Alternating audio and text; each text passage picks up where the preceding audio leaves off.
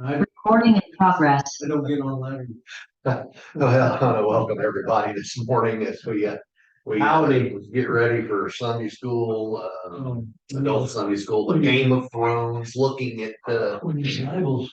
Bibles would be helpful. But looking at the history of the kings of Israel through the lenses of the prophets, the priests, the kings, and eternal throne. But today we're going to finish up Ecclesiastes, those last few chapters there. Then we're going to go back into the narrative. And I tell you, the narrative gets, I realize that. 6:14. Yeah, I think we're going to be in Ecclesiastes 8, I believe, chapter 8, verse 1 to start with. But the narrative gets interesting because Solomon, the last we heard about Solomon, he had just died, and so his son Rehoboam is getting ready to take over, and there's trouble in the north, and so it starts to look like an American election season. So Did you say chapter 8? like Ecclesiastes chapter. So let me go ahead and share our screen here, and we'll get started. Make sure I click the right button. I don't like having to repeat these things at home when they don't work correctly. So put it to presentation mode, and away we go. So Ecclesiastes chapter 8, verse 1. Yeah, it's like the wise man, and who knows the interpretation of a thing. Being wise makes one's face shine, but arrogance changes one's face. Keep the king's command, and because of your sacred oath, do not be terrified. Go from his presence. Do not delay when the matter is unpleasant, for he does whatever he pleases. I will tell, before we go any further, I will tell y'all that these last few chapters in Ecclesiastes, I don't know if it was planned this way or what. I mean, Ecclesiastes follows the narrative, in the Bible. But I included this here because this is kind of like a precursor of what's going to happen. It's kind of like some of it is sarcastic in a way, some of it is dead on. Expect this kind of thing. So we'll go on. Who's writing them? It's attributed to Solomon, but we really don't know for certain. Yeah, it says the teacher at the beginning and at the end. So whoever the teacher is. So okay, verse 4. For the word of the king is powerful, and who can say to him, what are you doing? Whoever obeys a command will meet no harm, and the wise man will know the time and way. For every matter has its time and way, although the troubles of mortals lie heavy upon them. Indeed, they do not know what is to be, for who can tell them how it will be? No one has power over the wind to restrain the wind, or power over the day of death. We find out that's not true because Jesus does in the gospel. There is no discharge from the battle, nor does wickedness deliver those who practice it. All this I observed, applying my mind to all that is done under the sun, while one person exercises authority over another to the other's hurt. What do you mean this follows the narrative? It's in the Bible itself. It comes after Second Kings, Second Chronicles. After that, and they grouped it together under the writings, the wisdom literature, as opposed to the as part of Solomon's. So, in the table of contents comes before. Is that what It comes after the narrative. Okay, yeah. It is. Just the way it got grouped when they put the canon together. Verse 10. Then I saw the wicked approaching the sacrifice. They go in and out of the holy place, and they boast in the city that they have done such things. This also is vanity. Here we're back to vanity again. Because sentence against an evil deed is not executed speedily. The human heart is fully set to do evil.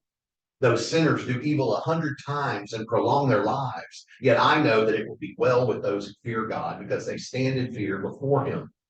but it will not be well with the wicked. Neither will they prolong their days like a shadow, because they do not stand in fear of God. There is a vanity that takes place on earth, that there are righteous people who are treated according to the conduct of the wicked, and wicked people who are treated according to the conduct of the righteous. I said that this also is vanity. So I commend enjoyment, for there is nothing better for people under the sun than to eat and drink and enjoy themselves, for this will go with them in their toil through the days of life that God gives them under the sun.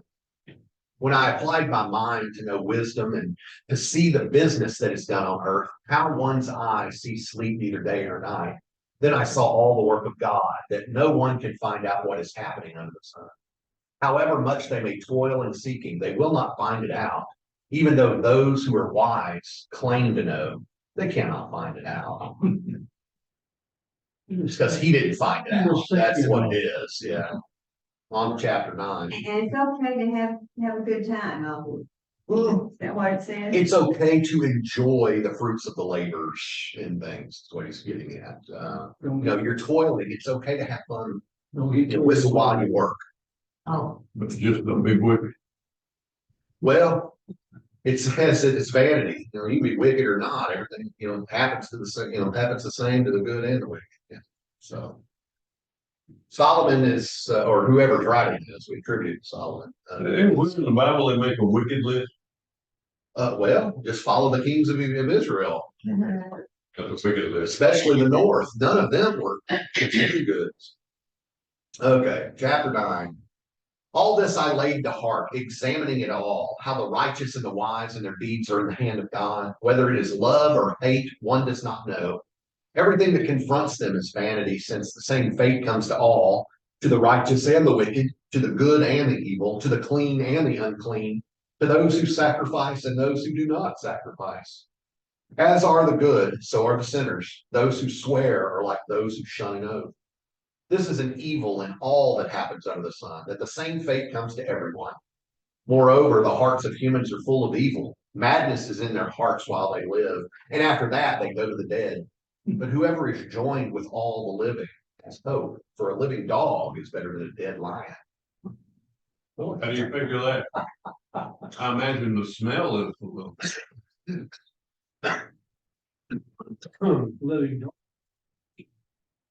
Living lion, right? Well, and the dead lion. The living know that they will die, but the dead know nothing. They have no more reward, and even the memory of them is lost. Their love and their hate and their envy have already perished. Never again will they have any share in all that happens under the sun.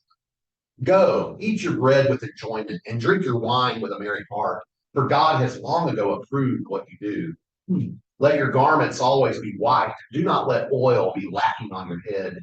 Enjoy life with the wife whom you love all the days of your vain life that are given you under the sun, because that is your portion in life, and in all your and in your toil at which you toil under the sun. It means to work at marriage.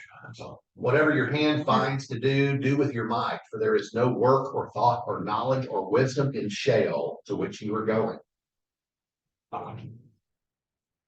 Again, I saw that under the sun the race is not to the swift, nor the battle to the strong, nor bread to the wise, nor riches to the intelligent, nor favor to the skillful, but time and chance happen to them all. For no one can anticipate one's time.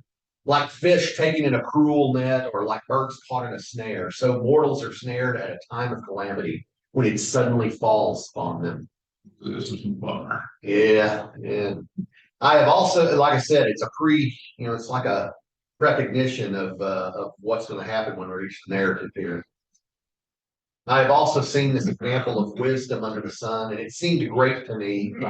There was a little city with few people in it. A great king came against it and besieged it, building great siege works against it. Now there was found in it a poor wise man, and he led by his wisdom, delivered the city. And he by his wisdom delivered the city. Yet no one remembered that poor man. So I said, wisdom is better than might. That the poor man's wisdom is despised, and his words are not heeded. The quiet words of the wise are more to be heeded than the shouting of a ruler among fools. Wisdom is better than weapons of war, but one bungler destroys much good. Dead flies make the perfumer's ointment give off a foul odor. So a little folly outweighs wisdom and honor. Ain't that the way it works though? We tend to focus on the negative things, forgetting the good, they say that, when you have a good experience at a store, any kind of store. They ask for a review regardless whether it was good or bad. Well, they get 10 times as many bad reviews as they do good ones.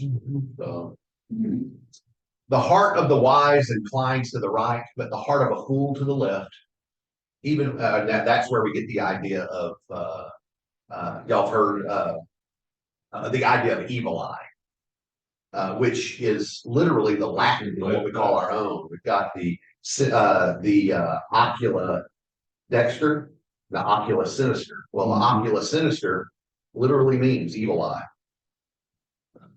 Anyway. Don't be giving me the evil eye. Yeah. Even when fools walk on the road, they lack sense and show to everyone that they are fools. If the anger of the ruler rises against you, do not leave your post, for calmness will undo great offenses. Be calm. Oh, we're in chapter 10, by the way. I didn't mention that all of it. No, it's verse 5. Verse 5. There is an evil that I have seen under the sun, as great an error as if it proceeded from the ruler. Folly is set in many high places, and the rich sit in a low place. I have seen slaves on horseback and princes walking on the ground like slaves.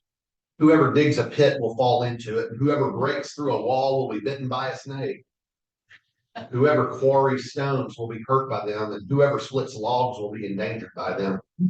If the iron is blunt and one does not whet the edge, then more strength must be exerted, but wisdom helps one to succeed. Well, if the snake bites before it is charmed, there's no advantage in a charmer. Amen. He did. Words spoken by the wise bring them favor, but the lips of fools consume them. The words of their mouths begin in foolishness, and their talk ends in wicked madness. Yet fools talk on and on. Amen. Yeah, I don't know. Yeah, as I'm talking on and on.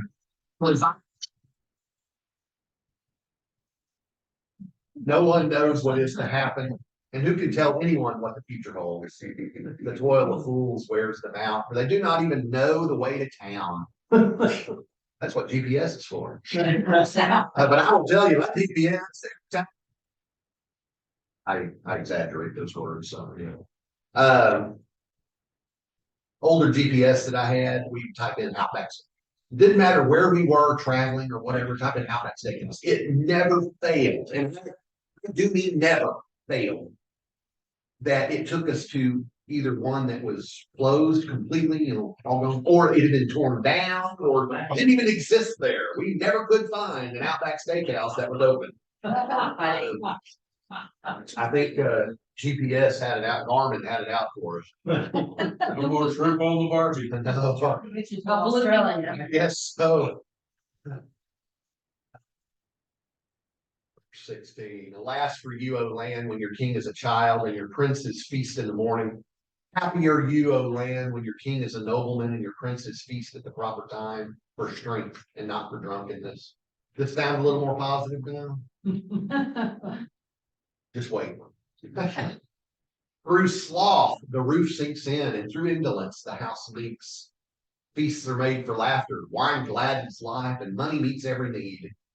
Do not curse the king, even in your thoughts, or curse the rich, even in your bedroom, for a bird of the air may carry your voice, or some winged creature tell the matter. Chapter 11. Send out your bread upon the waters, for after many days you will get it back. Ooh, that verse reminds me of a song by a group called the Imperials. Anybody know who the Imperials were? They backed Elvis for a while, but they're their own Southern, well, they're more Southern gospel now. They were more like contemporary Christian for a while, but yeah, they did a song called Keep on Casting Your Bread Upon the Water. It's gonna come back home on their way. Verse 2. Divide your meat 7 ways, or even 8, for you do not know what disaster may happen on earth. When clouds are full, they empty rain on the earth. Whether a tree falls to the south or to the north, in the place where the tree falls, there it will lie. No. Duh. Whoever observes the wind will not sow, and whoever regards the clouds will not reap. That just means that, if you're staring off into nothingness, nothing's gonna get done. Yeah. Makes sense. Like daydreaming. Yeah. Just as you do not know how the breath comes to the bones in the mother's womb, so you do not know the work of God who makes everything. In the morning, sow your seed. In the evening, do not let your hands be idle, for you do not know which will prosper, this or that, or whether both alike will be good. Light is sweet, and it is pleasant for the eyes to see the sun. Even those who live many years should rejoice in them all. Yet let them remember that the days of darkness will be many. All that comes is vanity. Rejoice, young man, while you are young, and let your heart cheer you in the days of your youth. Follow the inclination of your heart and the desire of your eyes, but know that for all these things, God will bring you into judgment. There is foreshadowing right there. Yeah, I was gonna say, he's saying have fun, but. Yeah, like I said, we're gonna get into the narrative here. Yeah, all this comes back to slap us in the face. Well, Banish anxiety from your mind and put away pain from your body, for youth and the dawn of life are vanity. put pain away from your body. Chapter 12. Remember your creator in the days of your youth, before the days of trouble come and the years draw near when you will say, I have no pleasure in them. Before the sun and the light and the moon and the stars are darkened and the clouds return with the rain, in the day when the guards of the house tremble and the strong men are bent, and the women who grind cease working because they are few, and those who look through the windows see dimly, when the doors on the street are shut, and the sound of the grinding is low, and one rises up at the sound of a bird, and all the daughters of song, I hope it's not a rooster, and all the daughters of song are brought low. When one is afraid of heights and terrors are in the road, the almond tree blossoms, the grasshopper drags itself along, and the caper bud falls. Because all must go to their eternal home, and the mourners will go about the streets. Before the silver cord is snapped, and the golden bowl is broken, and the pitcher is broken at the fountain, and the wheel broken at the cistern, and the dust returns to the earth as it was, and the breath returns to God who gave it. Vanity of vanities, says the teacher. All is vanity. Besides being wise, the teacher also taught the people knowledge, weighing and studying and arranging many proverbs. The teacher sought to find pleasing words, and he wrote words of truth plainly. The sayings of the wise are like goads, and like nails firmly fixed are the collected sayings that are given by one shepherd. Of anything beyond these, my child, beware. Of making many books there is no end, and many study is a weariness of the flesh. The end of the matter, all has been heard. Fear God and keep his commandments, for that is the whole duty of everyone. For God will bring every deed into judgment, including every secret thing, whether good or evil. And that ends Ecclesiastes. That's the end. Of Ecclesiastes. 12 chapters, but you're right, we got through them in pretty quick time. So we go back to the narrative now. We're going to be in 1 Kings chapter 12 or 2 Chronicles 10, whichever one you want to read. They pretty much follow each other for at least most of the rest of our class. So Say those two again. 1 Kings 12, that's what I'm following. But 2 Chronicles chapter 10 also follows it pretty closely. A few minor differences, but nothing real major. And the 1 Kings comes before 2 Kings. Really? Do without our. First days. Well, In case y'all ever want to know, they're written at the top of the screen. Oh, yeah. it's pretty small print. Well, it's so it's my kind of my notes, so I know where I'm at. Okay. 1 Kings 12, verse 1, or 2 Chronicles 10, verse 1. Rehoboam, that is Solomon's son, went to Shechem, for all Israel had come to Shechem to make him king, because Solomon has died. And why'd they go to Shechem? So we'll find out. When Jeroboam, son of Nebat, heard of it, for he was still in Egypt, where he had fled from King Solomon, then Jeroboam remained in Egypt. Now, in the Chronicles, it says returned from Egypt, but neither here nor there. Okay. Verse 3. And they sent and called him and Jeroboam, and all the assembly of Israel came, and said to Rehoboam, your father made our yoke heavy. Now we're gonna find out that after all the wisdom that Solomon has imparted here, Rehoboam is a fool. Okay. Shechem, for the record, is the geographic center of the north. Of what will become the north. So why he's leaving Jerusalem to go to Shechem, I believe it is preordained, as we'll find. If y'all remember, the last time we read the narrative, which was 3 weeks ago or 2 weeks, somewhere there, we had the prophet Ahijah had come and told Jeroboam, "Hey, I'm going to take the kingdom out from the line of Solomon, but not all of it. I'm going to leave a remnant with David's line, but I'm going to give you 10 of the 12 tribes." And so now Gotta give who, Tim? Jeroboam. Jeroboam was Solomon's leader over the conscripted workers. So Slaves. right, and well, the people, they got mad at Solomon because he was taxing them too hard. And of course, we get this, your father made our yoke heavy. So, so after Solomon, Jeroboam he stays away from Solomon. So he doesn't have to deal with that anymore. But when Solomon dies, he comes back. So that's where we're at. So he goes, all Jeroboam and all the workers and all of Israel, they come to Rehoboam and tell him, hey, your dad Solomon made our yoke heavy. He really was rough on us. Why do you think Solomon did that when, I mean, supposedly you read that Israel at the time of King Solomon was extremely rich It was right. from trade and all that kind of stuff. So why would he tax this? Well, God blessed Solomon with wisdom. But in order for wisdom to play its proper role, it's got to be exercised properly too. Well, there was also a rule that Solomon didn't follow, and that wasn't to take many wives. Here he had, he married, on the whim, and it was all for political or monetary, or it was all for gain for himself. So that's where the riches and prosperity come from, and he reaped the benefits of all that. So the riches were for him, not country. Yes and no. Yes and no. I mean, it helped make he was able to build up the nation. That's why they were so prosperous, as they didn't have many enemies. Well, but yeah, Shechem here is the geographic center of the north, of what would become the north. What's important about Shechem is this is where Abraham worshipped at one point. This is where Jacob built an altar, and where Joseph was buried. So theres some massive Jewish overtones, the ancient elders overtones. Okay.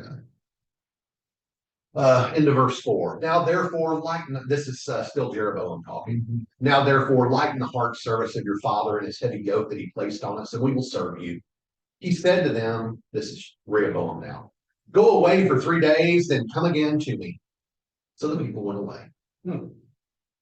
Then King Rehoboam took counsel with the older men who had attended his father Solomon while he was still alive, saying, how do you advise me to answer this people? I wrote a little verse there at the bottom, 1 Samuel chapter 8. That has to do with Samuel telling the people when they're insisting on a king. This is while just before Saul comes into the picture. That you don't really know what you're asking for, but you will eventually have a king that will take. He won't give, he'll take.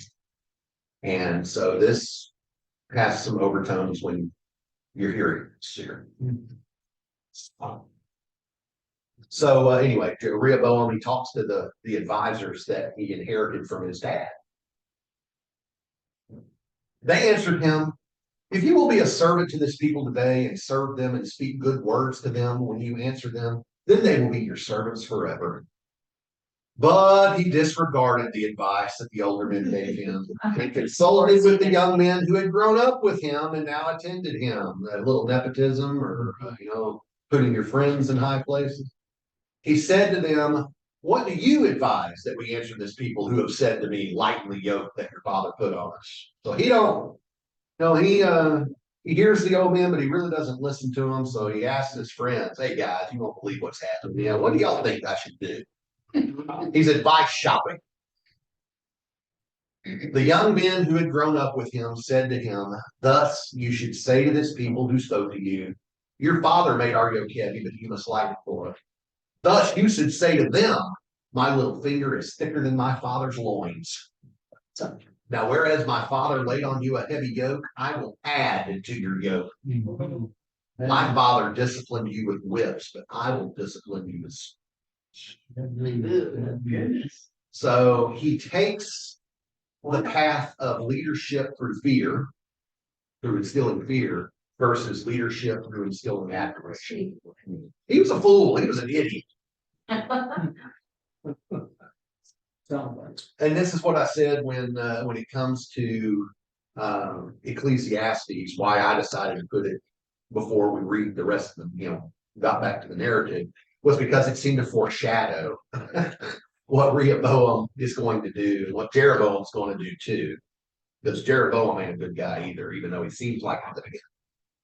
So that is it for today. I know that was short, but I knew that, I didn't know how fast I'd get through Ecclesiastes. Or how sleepy we were. And I know I stopped in the middle of a chapter, but I don't want to go too far forward. I want to wait till next week because things get really, really nasty next week. I mean, this, I leave it on a, this is like a cliffhanger, a mid-season finale. You got to wait to see how it resolves itself. Anyway.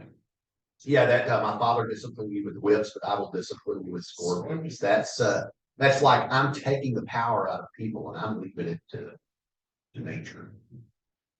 That people, you can see when they're coming. You don't know when the scorpions are there. So next week we get this revolt against Rehoboam. Spoiler alert, sorry. The northern tribes secede. We get the first dynasty, which really ain't so much a dynasty. It's Jeroboam, and that's it. Jeroboam reigns over Israel, and he sets up some golden calves. Well, where have we heard that story before?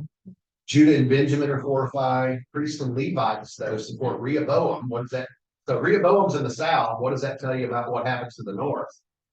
If all the priests and Levites are supporting the south. A man of God from Judah comes and presents a judgment on the house of Jeroboam. So that's what we have to look forward to. Bum, bum, bum.